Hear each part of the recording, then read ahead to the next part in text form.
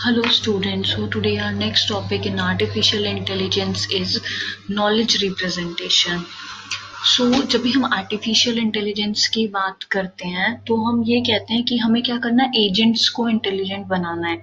जो हमारे मशीन्स हैं उनको इंटेलिजेंट बनाना है। सो मशीन्स को इंटेलिजेंट बनाने के लिए वन ऑफ द मेन की factor is knowledge representation.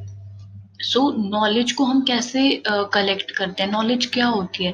Knowledge कोई भी फैक्ट है या स्किल्स है जो हमारा मतलब ह्यूमन जो है अपने एजुकेशन से या अपने एक्सपीरियंस से इकट्ठा करते हैं।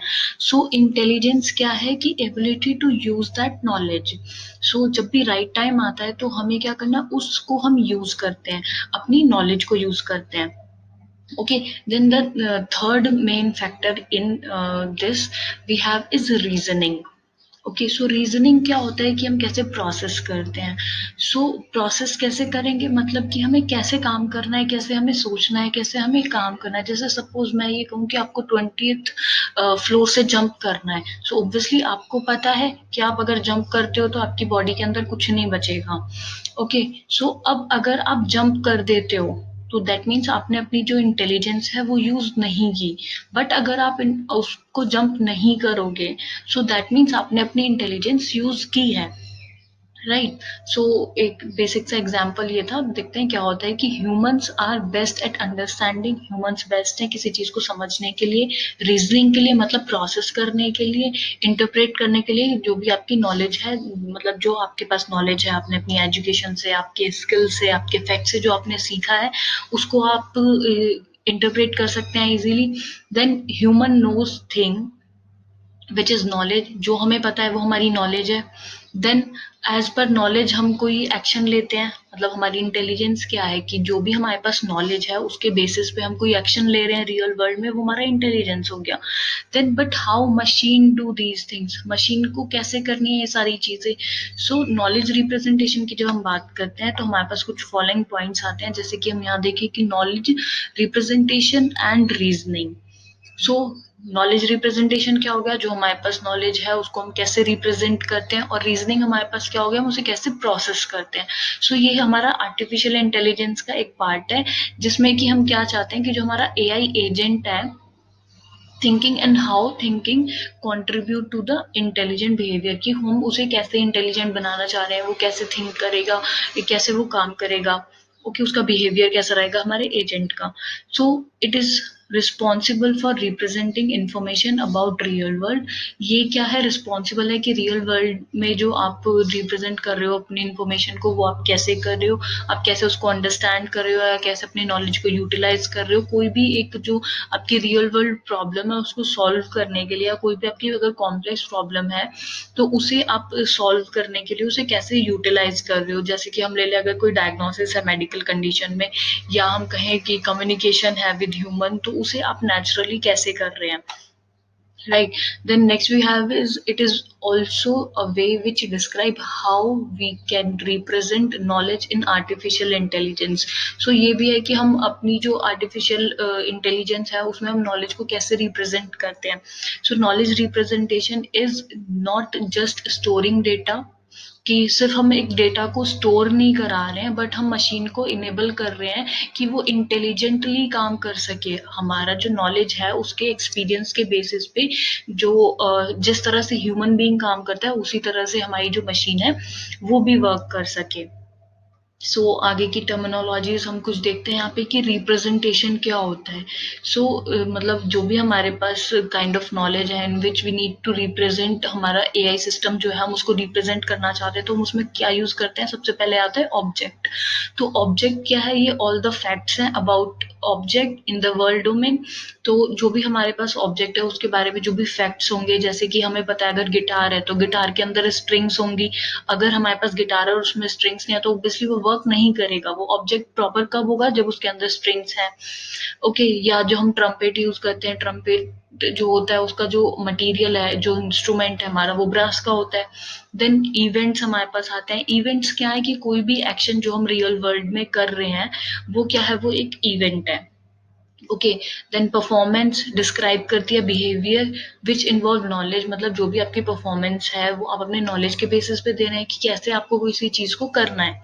Okay, how to do things, so आपको कैसे किसी चीज को करना है वो आपकी परफॉर्मेंस हो गई।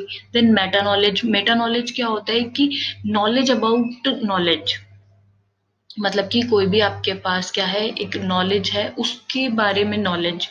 ओके, सो ये आपका मेटा नॉलेज हो गया। देन फैक्ट्स, फैक्ट्स क्या होते हैं, कोई भी किसी चीज के बारे में सच की वो रियल लाइफ में कैसा है हम उसको कैसे रिप्रेजेंट कर सकते हैं। The facts are the truth about the real world. कोई भी फैक्ट क्या होता है कि किसी चीज के बारे में जो भी उसकी ट्रुथ है जो उसकी रियलिटी है वो उसका फैक्ट होता है।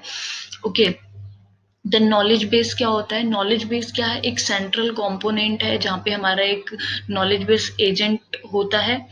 ओके, सो नॉलेज बेस को हम केबी से रिप्रेजेंट कर सकते हैं। और नॉलेज बेस क्या है, ये ग्रुप ऑफ सेंटेंसेस हम कह सकते हैं, या फिर हम ये कहें कि कलेक्शन ऑफ नॉलेज हम इसको बोल सकते हैं। जैसे हमारे पास हम डेटा को कलेक्ट करते हैं तो हम डेटाबेस उसे बोलते हैं। सो उसी तरह से अगर हम नॉलेज को कलेक्ट करके कहीं सेंट्रल कंपोनेंट में रखते हैं तो वो हमारा नॉलेज बेस होता है। देन नॉलेज क्या है, नॉलेज हमारी जो अवेयरनेस है, या हम कहें जिस चीज़ के हम मतलब कोई भी एक हम जो अपने एक्सपीरियंस से सीख रहे हैं कि हमारा जो भी डेटा है वो उसकी सिचुएशन क्या है, तो उसके बेसिस पे हमारे एक्सपीरियंस के बेसिस पे जो हम सीखते हैं वो हमारी नॉलेज है। देन हमारे पास आर्टिफिशियल इंटेलिजेंस में कुछ types of knowledges we have. So there are five knowledges. The first one is declarative knowledge. अब declarative knowledge क्या होती है, ये knowledge है about knowing something, कि आप किसी चीज के बारे में जानना चाहते हो, जैसे कि ये fact हो सकते हैं या object हो सकते हैं। इन सब के बारे में आप जब जानना चाहते हो तो वो क्या है, एक डिक्लेरेटिव नॉलेज है। या हम ये कह सकते हैं कि मतलब it is also called declarative knowledge and expression in declarative sentence, मतलब जो भी हमारे एक्सप्रेशन होंगे वो हमारे क्या होंगे, डिक्लेरेटिव सेंटेंस होंगे। Okay, so the last one is it is simpler than procedural language. So my declarative language जो होती है ये हमारी procedural language से थोड़ा simpler होती है। अब देखते हैं procedural language क्या होती है, इसको हम imperative language भी बोलते हैं। So इसमें क्या होता है, ये एक type of knowledge है which is responsible for knowing how to do something. Okay, हम डिक्लेरेटिव नॉलेज में क्या कर रहे थे, हम किसी चीज के बारे में जान रहे थे। ओके, उसके बारे में जान रहे थे हम कि नो अबाउट समथिंग, किसी चीज के बारे में जानना है। अब प्रोसीजरल में हमें क्या करना है कि ये हमारे पास कि किसी चीज को हम कैसे करेंगे, हाउ टू डू समथिंग, उसके बारे में नॉलेज होती है। Then it can be directly applied on any task, हम किसी भी टास्क पे इसको डायरेक्टली अप्लाई कर सकते हैं। देन ये इंक्लूड करता है रूल्स, स्ट्रेटजीज, प्रोसीजर, एजेंडाज, इन सब पे वर्क करते हैं। देन ये डिपेंड होता है on a task on which it can be applied. So हम इसको किस, ये सारा डिपेंड किस पे कर रहा है कि जिस टास्क पे हमें उसके अप्लाई करना है उसके ऊपर ये डिपेंडेंट होता है। Then meta knowledge, meta knowledge as I have already told you कि meta knowledge is a knowledge about type of knowledge, मतलब जो हमारे पास अदर नॉलेजेस हैं उसके बारे में नॉलेज जो होती है वो मेटा नॉलेज होती है। जैसे अगर हम मेटा डेटा की बात करें तो it's data about data. So similarly, meta knowledge is also knowledge about knowledge. Okay, then we have the fourth one is heuristic knowledge. So heuristic knowledge क्या होता है, is representing knowledge of some expert in field और subject, मतलब कि कोई एक expert जो है किसी एक particular field के अंदर उसके बारे में ये बताता है। या हम ये कहें ये rule of thumb है बेस्ड ऑन प्रीवियस एक्सपीरियंसेस, मतलब जो भी हमारे प्रीवियस एक्सपीरियंसेस रहे हैं या अवेयरनेस जो हमारे पास है किसी भी चीज की, या हम किसी मतलब and which are good to work और नॉट, मतलब उसकी जो गारंटी होती है बट काम करने के लिए अच्छा है लेकिन गारंटीड नहीं है कि ये अच्छी तरह से वर्क करेगा। सो उस टाइप की जो नॉलेज होती है हमारी ह्यूरिस्टिक नॉलेज में आ जाती है। Then we have is structural knowledge. So structure knowledge क्या होता है, structure knowledge is basic knowledge to problem solving. ये एक बेसिक नॉलेज है कि आप किसी भी प्रॉब्लम को कैसे सॉल्व करते हो। ओके, जैसे आपको अगर बोल दिया कि आपके पास एक प्रॉब्लम दे दिया, आपको एक प्रोग्राम बनाने के दे दिया, एडिशन का प्रोग्राम है, तो उसके बारे में नॉलेज, आप उसको कैसे सॉल्व करोगे, जो बेसिक नॉलेज है। आपको पता है कि जैसे सपोज आपको सी में एक प्रोग्राम लिखने के लिए बोला है कि आपको एडिशन का प्रोग्राम लिखना है, तो आपको पता है ठीक है, आपको 3 वेरिएबल्स लेने होंगे, एक में आप 2 में आप वेरिएबल्स देंगे और एक में आप उसके आंसर को स्टोर कराएंगे। तो ये क्या बेसिक नॉलेज है। सो इसी टाइप की बेसिक नॉलेज जो भी आपके पास होती है किसी भी प्रॉब्लम को सॉल्व करने के लिए, वो हमारी हमारी स्ट्रक्चरल नॉलेज होती है। Then it describes relationship between various concept. अब ये हमें क्या करता है, वेरियस जो हमारे पास कॉन्सेप्ट्स हैं उनके बारे में रिलेशनशिप्स बताता है, जैसे कि सच एज पार्ट ऑफ या ग्रुप ऑफ समथिंग, मतलब कोई ग्रुप है उसके बारे में हमें बेसिक जो कॉन्सेप्ट रहेगा उसका जो रिलेशनशिप होगा वो डिस्क्राइब करेगा।